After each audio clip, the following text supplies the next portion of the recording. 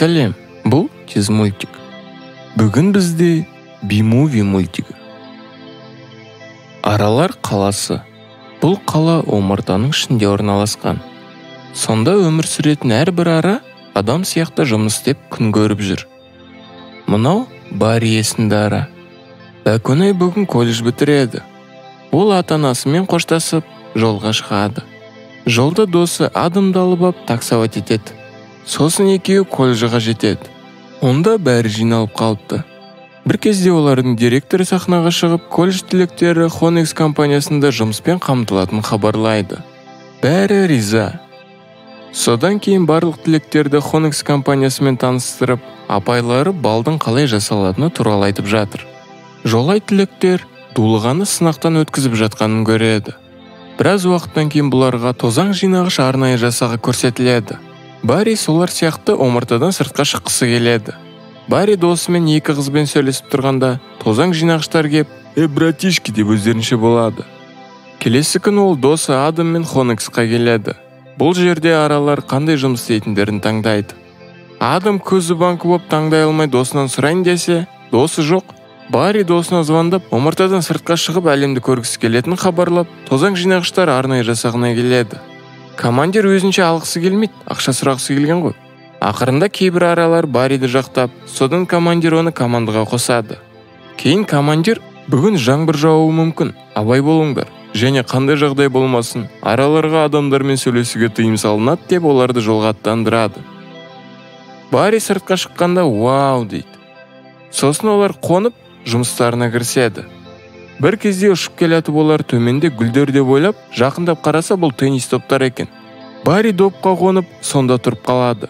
Теннисші допты алып, қат тұрғаннан, Барри доппен бірге машиненің қозғалтқышына ұшып кіріп кетеді.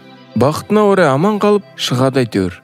Алайда жаңбыр жауып кетіп, қанаттары су болғандықтан, ол дұрыстап ұша алмайды. Сөйтіп ол бір балконға, яғни самалдыққа немесе қылтимаға құлайды. Сол пәтердегі жарықты көрген Барри, оны күнде ойлап, соған барып соғылып, үстелдегі ботқаға түседі. Футболшыға ұқсайтын ер адамның араларға аллергиясы бар екен. Ол Барриді өлтірейін дегенде, қызы Ванесса дер кезінде үлгеріп, Барриді алып сыртқа шығарады. Барри оның мейірімділігіне таң қалды. Ара қызға рахмет айтуым керек деп санайды. Бір кезде ол Ванессаға келіп, сәлем дейді. Ванесса сөйлейтін араны көріп абдырап қалды. Барри өмірін сақтап қалғаны үшін рахметін айтып, кетейін деп жатқанда, Ванесса қал бірге кофе ішеміз дейді. Барри бас тарта алмады. Осылайша олар бірге отырып кофе ішуде. Келесі күні Барри досына болған жайттарды, омартаның сыртындағы адам қызбен достасып алған айтып береді. Досы ойбайлап ережені бұзбау керектігін айтады. Барри адамдардың бәрі бірдей емес, Ванесса менің өмірімді құтқарды дейді. Кейінірек Барри үйіне қайтып, бал бассейніне түсіп ап, Ванессаға, оның гүл сататын дүкеніне қарай бет алады. Сосын Барри мен Ванесса супермаркетке барады. Онда Барри көптеген бал бөтелкелерін көріп, аң-таң боп, біздің балымыз мына жақта не істеп жүр деп сұрайды. Ванесса, бұл біз адамдар жейтін бал деп жауап береді. Барри, йо-майо, біз аралар балды еңбекпен табамыз, адамдар бұны оп-оңай алады. Бұл деген нағыз зорлық қой деп шағымданып, супермаркет жұмысшысынан балды қайдан аласыңдар деп сұрағанда, жұмысшы қорқып, фермадан дейді. Артынша ол ферманың көлігімен фермаға жетіп алады.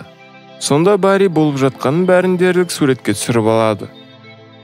Сосын ол ата-анасына көрсетсе, ата-анасы баласына сенбейді. Келесі күні Барри Ларри Кинг деген атақты атаның шоуына барады. Және аралардың балын ұрлады деп адамдарды сотқа береді. Мұны жаңалықтардан көрсетуде. Және бұл көптеген адамдармен аралардың қызығушылығын тудырады.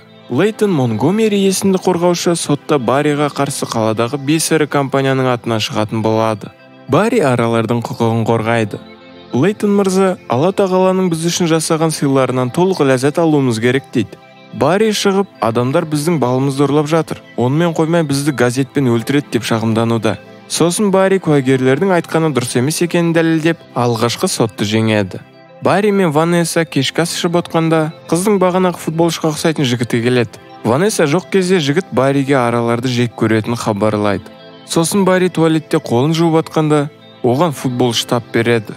Бірақ араны бақытына орай Ванесса кеп құтқарады. Ол жігітті қуып жібереді. Келесі күні Лейтон мырза өзіне сенімді боп өзінше болады. Сол кезде Барридің досы шыдай алмай Лейтон ағаны шағып алады. Семіз аға ауырмаса да өтіріктен ойбай, ауырып жатыр, көрдіңдер ме аралардың қандай екен? Ай, өліп баратырмын деп айғайлап өтірік мүләйімсейді.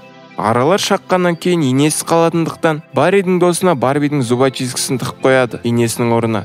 Келесі күні соттың алдында енді Барри шығып, ақырында сот ханым Барри жақ жеңді деп жариялайды. Шығып баратқанда Лейтон аға табиғатқа қарсы шықпа балақай деп айтады. Келесі күні аралардың бәрі босатылып, фермалар жабылады.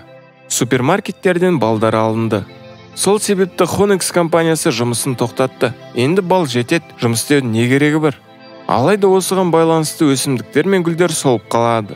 Ванесса да дүкенін жапты. Аралар жата беріп шаршап кетті. Барри содан Ванессаға келгенде қыз оған өсімдіктердің бәрі қурап кеткенін көрсетіп, бұл аралардың бұлшып жатып ап бал шығармағанның кесірінен дейді. Барри істеген ісіне өкінеді.